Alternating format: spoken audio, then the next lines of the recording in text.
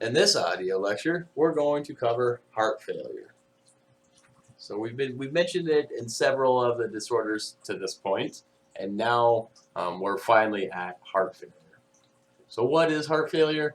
It is when the ventricle stops adequately pumping blood, and the heart is no longer to meet the metabolic demand. So now the cardiac output does not meet the metabolic demand. So um, this causes preload to increase. So venous return increases, but we have increased afterload, right? So blood is now pooling in the vessels, and now we have to overcome it. Okay. Um, Ultimately, what we have here is that the contractility of the heart has a difficult time um, overcoming the afterload. And so if we look at this figure over here looks at the preload. Okay.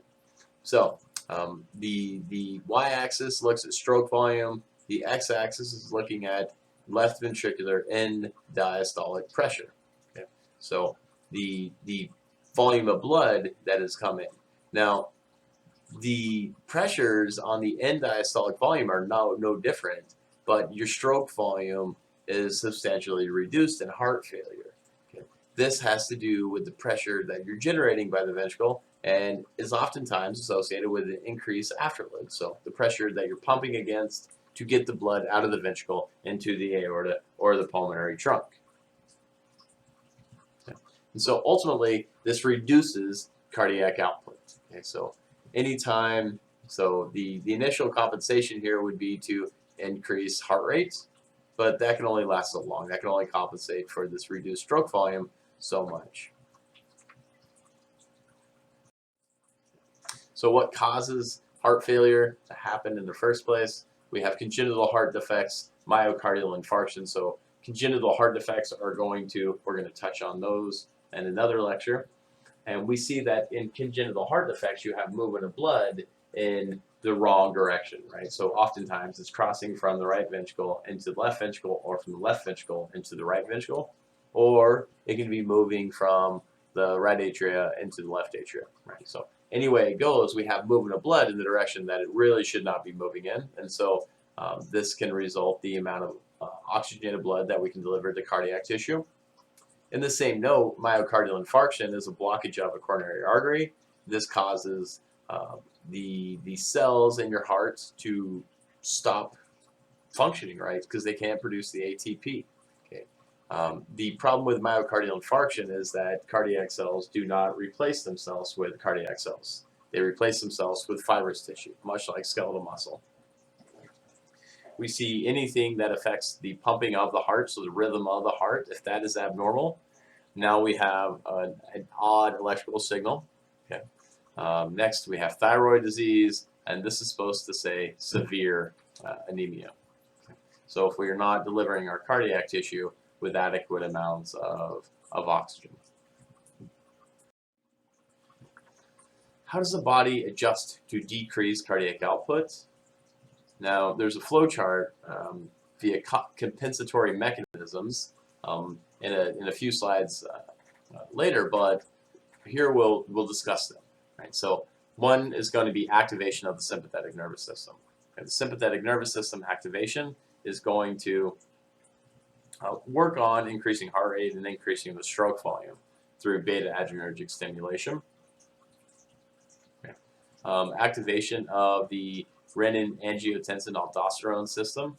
And so the activation here, this can increase contractility really of our blood vessels. And so now we're going to vasoconstrict the periphery and increase the blood pressure, because our blood pressure is decreasing because heart failure is resulting. This is only going to increase the afterload. And ultimately, and it's not a very long-term scenario. Aldosterone is going to work on getting blood back into the circulatory system, but again, we're dealing with the consequence of increasing afterload through both of these actions here. Okay. Ventricular hypertrophy. So now, since our ventricle has to work harder, these only last for so long, right? So if our ventricle has to work harder, it gets bigger. Okay. Eventually, it's going to fail just because you're applying so much work to it.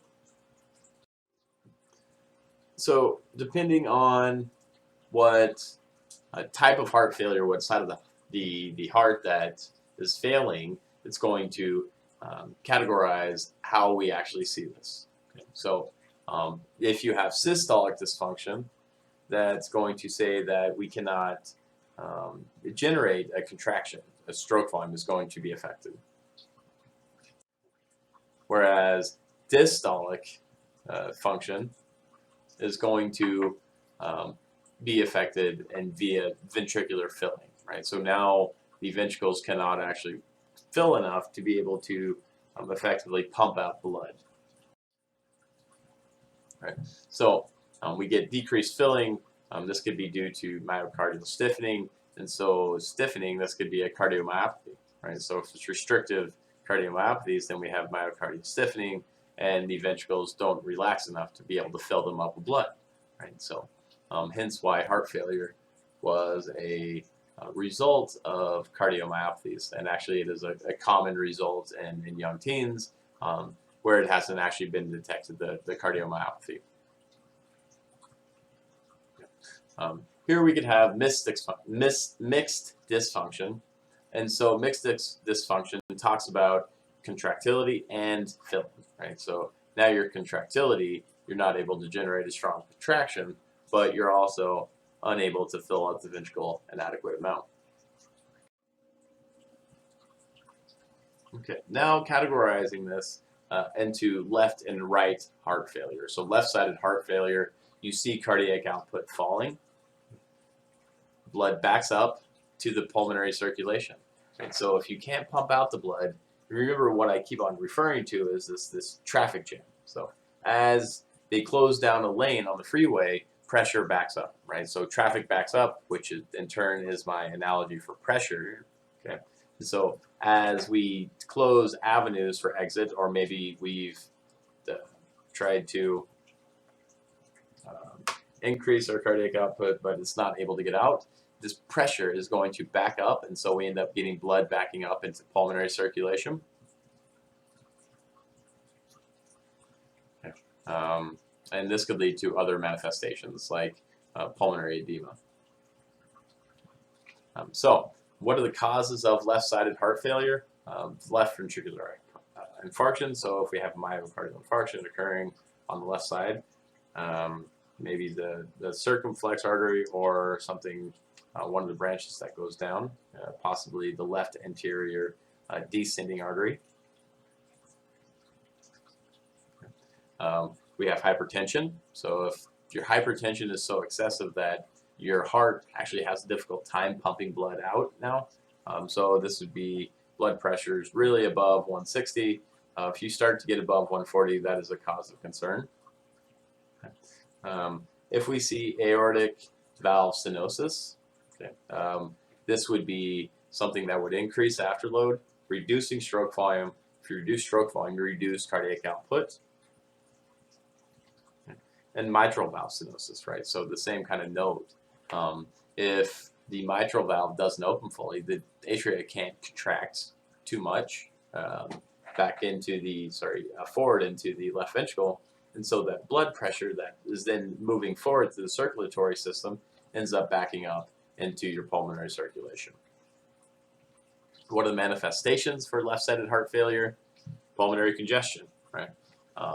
So as this pressure builds up, fluid starts to accumulate on the left side of your heart, and specifically in the pulmonary circulation. Dyspnea, which would be labored breathing, activity intolerance, and because you are unable to fully oxygenate your blood because now you're not really moving enough blood through your lungs. So here we have left-sided heart failure. And so in left-sided heart failure, now this is the normal path of blood. We go into the right atria, through the tricuspid valve, into the right ventricle, out the pulmonary trunk, into the lungs, and then we end up returning through the pulmonary veins and left atria, left ventricle, through the mitral valve, and then through the aortic semilunar valve into the aorta over here.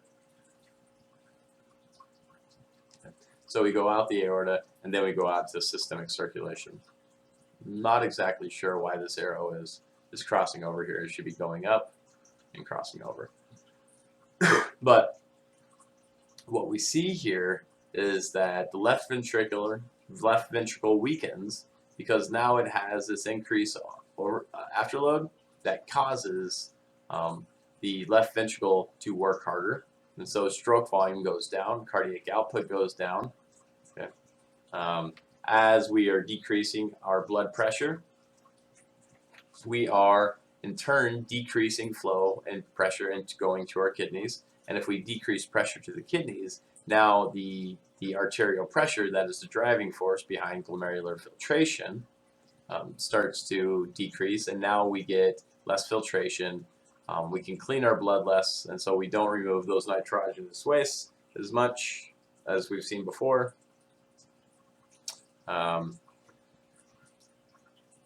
And additionally, we're adding more and more blood to we're not removing the fluid from our circulation, so we don't see the fact that we see this increased pressure because blood volume is going to begin increasing. Okay. All the while, if we start to pump less blood out of here, so this is what the dotted line indicates, less blood. Okay, so remember the aorta goes over here. Okay. I really don't know how to interpret this figure because it's not a very good figure. But we go out the aorta, so it goes this way, and then it would go down.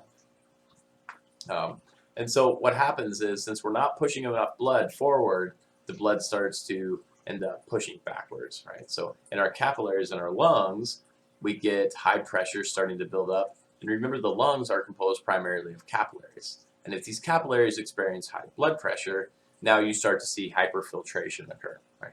And so not the cells, not the blood cells, but the plasma is going to start to fill some of these spaces in here, resulting in pulmonary edema. So into right-sided heart failure.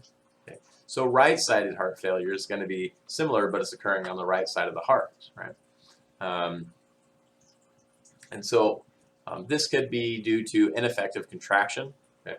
And so what happens in right-sided failure is blood ends up building up back into the periphery. Okay. So you end up building blood, so blood accumulates into the periphery, and you can get systemic edema. So what are the causes? We have pulmonary disease, we have left-sided failure that can cause this. So if the pressure is backing all the way up to the right side of the heart, this can create higher pressure on the left side, resulting in edema. We could have valvular stenosis. If our pulmonary semilunar valve is smaller, we can force less blood through that opening. Okay. On the other hand, if we have the tricuspid, if that's smaller, now the fluid is going to have a harder time getting into the ventricle, and so it would start to accumulate in the systemic circulation. What are the manifestations? We could get tissue edema, so swelling. So this is a common problem. And then obviously weight, right? So as you decrease your cardiac output going to your lungs, you're going to decrease cardiac output to your left ventricle, and you're decreasing blood pressure and blood flow to the kidneys, which we see the same problem there, is that we can't get rid of this extra fluid, and now it's going to accumulate in our tissues. So here's a figure that is looking at right-sided heart failure. Okay, so we're on this side now, and you see this fluid, this pressure is going to back up, and so we get less blood moving out the pulmonary trunk going to the lungs. In turn, we have the left ventricle that's going to be impacted, so we have less blood entering the left ventricle, less blood going to the kidneys. And so we see that this response can really initiate kind of a negative response. This angiotensin system activation is going to increase afterload further on the left side of the heart, increasing afterload further, making it harder to push blood out of our left ventricle because less blood entered our left ventricle from the right side of the heart. And so we see the backup of blood occurring into our veins. And remember, veins are compliant structures. They like to stretch, but there's only so much limitation. The capillary beds are leaky. The venules are leaky. And so we end up having edema results. Now, specifically in the liver and legs, so the legs have to overcome gravity, obviously. The liver, we see, is a very leaky structure. So it's filled with sinusoidal capillaries, or big leaky capillaries that allow whole cells to get through. Eventually, what we end up having, so we've talked about this jugular vein distension a couple times, and so this is what, so the jugular vein would be up here, and it is draining into our superior vena cava, which is actually right here. So our superior vena cava, this is going to the lungs. So this is the superior vena cava. This is the descending, or the inferior vena cava.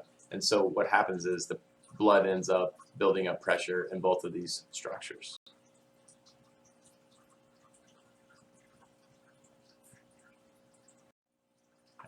All right, so here's a flow chart about using compensatory mechanisms, about treatments, and then describing left-sided heart failure and right-sided heart failure. So we're going to start with, starting with left ventricular failure, right? So we have a myocardial infarction occurring in the left ventricle. If this decreases oxygen delivery to this cardiac tissue, then we create dysfunction because of that lack of oxygen. Now, if it's long enough, the cells could die, right? And that would ultimately reduce their ability to contract, reduce stroke volume, reduce cardiac output. This is going to initiate a number of compensatory mechanisms like the sympathetic nervous system. We're going to vasoconstrict our vessels, increasing the blood pressure. But the problem is that we're also increasing afterload when we do this. Okay? We get renin secretion from the kidneys, which forms angiotensin II. Angiotensin II is a vasoconstrictor. Now remember that this is going to maintain blood pressure for some time, but it increases afterload as well. This angiotensin II formation is going to cause aldosterone secretion from the adrenal cortex, leading to sodium retention and water retention is going to follow it. Right? We're increasing blood volume. Now, since we're increasing blood volume, blood pressure is going to go up, but we're also increasing the amount of work that the heart has to do. Okay.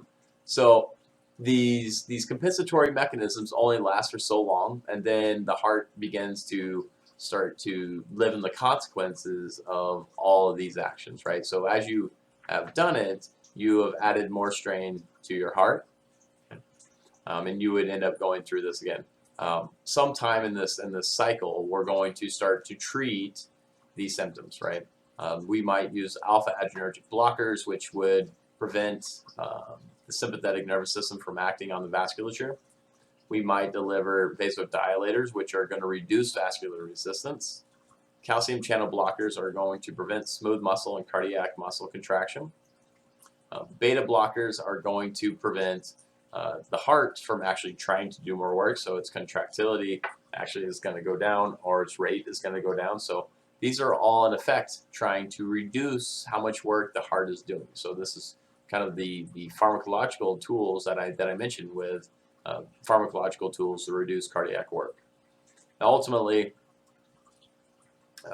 you end up probably delivering ACE inhibitors, which are going to prevent the formation of angiotensin II. Okay. And then diuretics, which are going to increase diuresis. So they're going to increase urine production, decreasing the load on the heart. Okay. And now over time, the heart muscle weakens, and now we're not able to maintain any kind of ventricular pumping.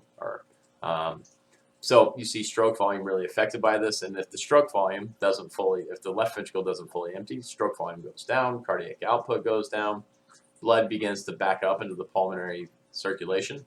We get pulmonary congestion, and then as that occurs, we end up getting increased resistance for the right ventricle to do its job, and so now we're affecting the right ventricle.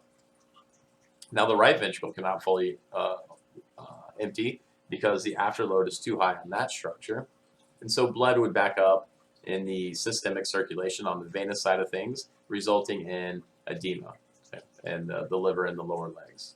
So as you go through this, you should be able to connect the various ideas, starting from a disorder of the left ventricle, okay, going down. And so, and you should, if this was an example on the right side of the heart, you should also be able to do the same series of events. Right? Know the treatments, know what compensatory mechanisms are, know what chronic left-sided chronic heart failure is, know what right-sided chronic heart failure is, and know how they can interact with one another. Because again, this is a circuit. We're dealing with movement of blood in the same direction. Right? So we have muscle loss being with myocardial infarction. Compensatory mechanisms kick in. Here you get left-sided heart failure, which eventually develops into right-sided heart failure. And sometime in between then, you're going to develop, you're going to administer treatments to break the cycle, break the negative consequence that is happening. All right. How do you diagnose heart failure? You're going to take a medical history, obviously, physical examination. So this might include ECG. You're probably going to be listening to the heart. Heart failures are graded on a 1 to 4 scale, depending on the severity. And 4 is the worst. 1 is not good, but it's not bad.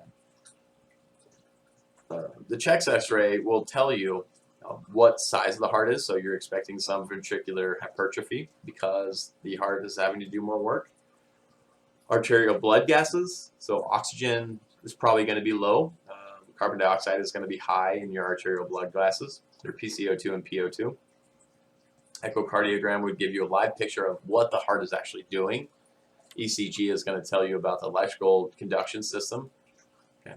And then since we have internal components and compensatory mechanisms, they didn't really mention this in the previous material, but natriuretic peptide serum concentration, right? So this is going to be produced, you produce atrial natriuretic peptide as a result of increased atrial stretching and due to increased blood pressure.